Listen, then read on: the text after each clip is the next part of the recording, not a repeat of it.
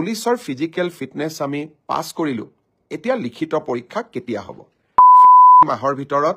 এই লিখিত পৰীক্ষা সমাপন কৰাৰ বাবে আমি প্ৰচেষ্টা কৰিম এডিআৰই ৰিজাল্টটো আমি তৃতীয় আৰু চতুৰ্থ বৰ্গৰ আটাইকেইটা পৰীক্ষাৰ ৰিজাল্ট আমি শেষৰ ফালে বা প্ৰথম সপ্তাহতে দিবৰ বাবে আমি চেষ্টা কৰিম অসম পুলিচৰ ৰিটেন এক্সাম আৰু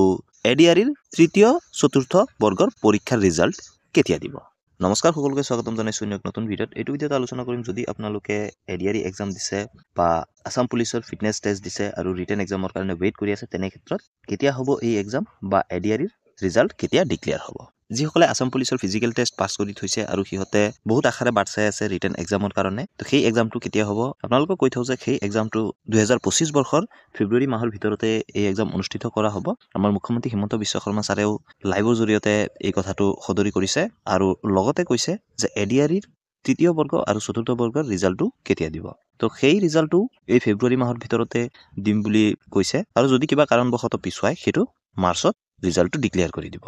তো আপোনালোকক দেখুৱাম যে হিমন্ত বিশ্ব শৰ্মা ছাৰে কি কৈছে এই সন্দৰ্ভত তাৰ আগতে আপোনালোকক কৈ থওঁ যদি আপোনালোকে চৰকাৰী আঁচনি বা অনলাইনত চৰকাৰী আঁচনিয়ে হওক বা যিকোনো এক্সামৰ কাৰণে ফৰ্ম ফিলআপেই হওক কেনেকৈ কৰিব সেইবিলাক আপডেট পাই থাকিবলৈ এই চেনেলটো ছাবস্ক্ৰাইব কৰি থ'ব তেন্তে বলক এতিয়া চাওঁ যে আমাৰ হিমন্ত বিশ্ব শৰ্মা ছাৰে কি ক'লে এই সন্দৰ্ভত বিকাশৰ 12 দিনত অসমৰ বিভিন্ন জিলালৈ যাওঁতে মোক বহুত ল'ৰা ছোৱালীয়ে প্ৰশ্ন কৰিছে যে পুলিচৰ ফিজিক্যাল ফিটনেস আমি পাস কৰিলো এতিয়া লিখিত পৰীক্ষা কেতিয়া হ'ব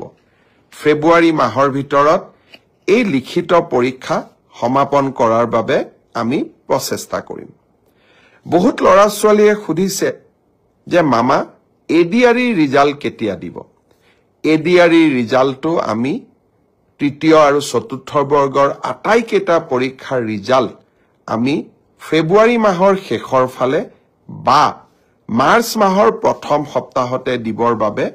আমি চেষ্টা কৰিম ইতিমধ্যে এই গোটেই প্ৰচেষ্টাবোৰ আৰম্ভ হৈছে আৰু আমাৰ প্ৰচেষ্টা হ'ব যে নিৰ্ধাৰিত সময়ত এইবাৰ আমি প্ৰতিশ্ৰুতি দিয়া অনুসৰি 30,000 নিযুক্তি আমি যাতে সমাপন কৰিব পাৰোঁ